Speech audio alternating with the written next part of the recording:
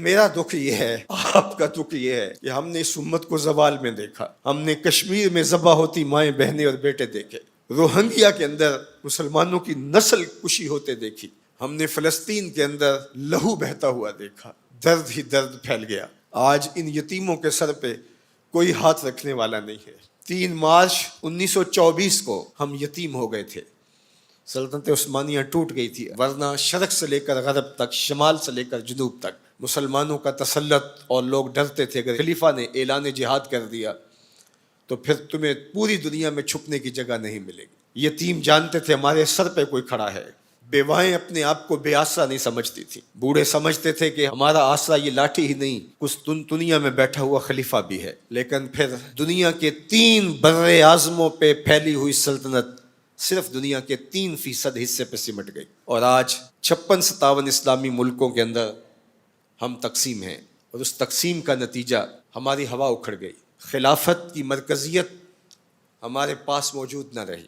خلافت سے تصور لے کے یورپ نے اپنی صف بندی کی، اور یہ کتنے ملک جڑ کر کے ایک یونین بناتے ہیں اور ہماری وحدت کے ٹکڑے ٹکڑے کر دیتے ہیں۔ دیکھ مسجد میں شکست رشتہ تسبیح شیخ، اور بت کدے میں برہمن کی پختہ زناری بھی دیکھ، کافروں کی مسلم آئینی کا بھی نظارہ کر، اور مسلموں کی مسلم آزاری بھی دیکھ، چاک کر دی ترک نادان خلافت کی کعبہ، سادگی مسلم کی دیکھ اوروں کی عیاری بھی دیکھ۔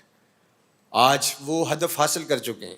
آج فلسطین کے اندر قیامت ٹوٹی ہوئی ہے، دنیا کا میڈیا خاموش ہے، یہ جو خبریں ہمارے تک پہنچ رہی ہیں یہ باقاعدہ سینسر ہو کے آ رہی ہیں۔ یہ سوشل میڈیا کی وجہ سے کچھ تصاویر آ جاتی ہیں، کچھ بلکتے روتے بچے، کوئی بین کرتی مائیں اور کوئی فریاد کرتے بوڑھے ہماری جانب دیکھ رہے ہیں۔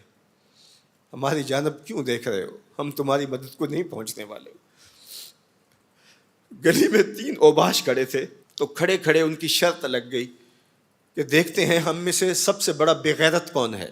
تو یہ ثابت کرنے کے لیے گلی میں ایک بوڑھی خاتون آ رہی تھی جس کے ہاتھ میں ڈنڈا تھا، اور اس کو ٹیک ٹیک کے چل رہی تھی۔ ایک اوباش آگے بڑھا اور اس بوڑھی خاتون کے بڑھاپے کا لحاظ کیے بغیر اس کو دھکا دے دیا، وہ گر گئی۔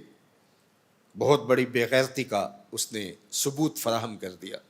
لیکن دوسرا آگے بڑھا اور اس نے اس گری ہوئی بوڑھی خاتون کے اوپر ڈنڈے برسانے شروع کر دیے۔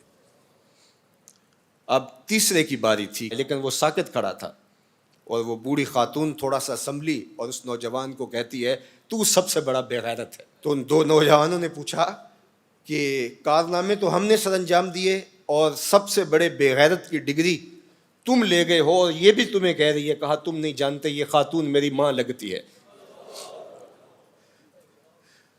آج اسرائیل نے ان کو مارا، برطانیہ کا وزیر اعظم جنگی جہاز کے اوپر بیٹھ کے ان گرے ہوئے مفلوق الحال لوگوں پر بم برسانے کے لیے خود پہنچا، لیکن وہ کہہ رہے امت مسلمہ تم بے غیرت ہو، ہم تمہاری مائیں لگتی ہیں، ہم تمہاری بہنیں لگتی ہیں۔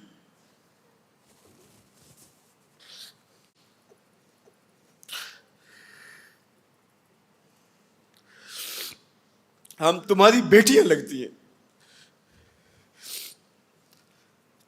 ایک یہودی ایک پردہ دار خاتون کے اوپر شراب پھینکتا ہے اور باقی آوازیں کستے ہیں، لیکن وہ دیکھ رہی ہے ایڑیاں اٹھا اٹھا کے امت مسلمہ کی طرف۔ تمہاری مدد کو میری بہنوں کوئی پہنچنے والا نہیں ہے۔ یہ 56-57 اسلامی ملکوں کی فوجیں کرتب دکھانے کے لیے ہیں۔ ہمارے میزائل سسٹم، ہمارے اسلحہ جات، ہمارے ٹینک، ہماری توپیں، ہمارا ایٹم بم تمہارے کام نہیں آئے گا، تمہیں مرنا پڑے گا، سسک سسک کے مرنا پڑے گا۔ یہ امت تمہاری مدد نہیں پہنچے گی، 40 ملکوں کی مشترکہ فوج بھی تمہاری مدد کو نہیں پہنچے گی، حرم سے بھی کوئی آواز نہیں اٹھے گی، نہ عجم سے کوئی آواز اٹھے گی۔ آج امت مسلمہ ایک تن مردہ ہے، OIC مردہ گھوڑے کی طرح ہے۔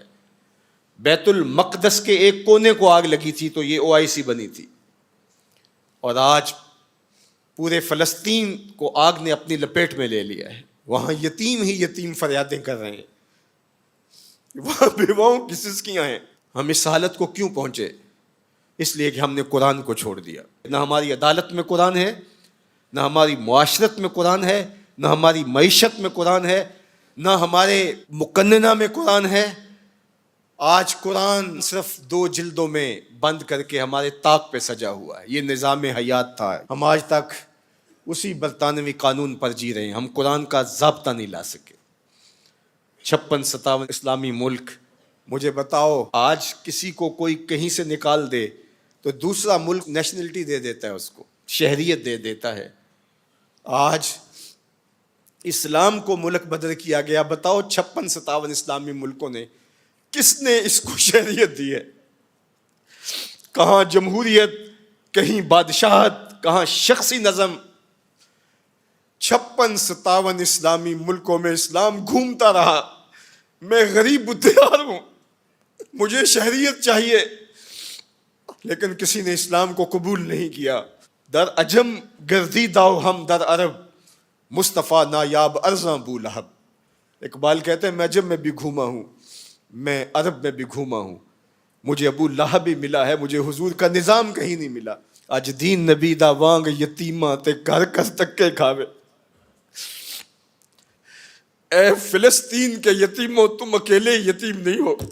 اس وقت اسلام بھی غریب الدیار ہے, اس کا کوئی وطن نہیں ہے.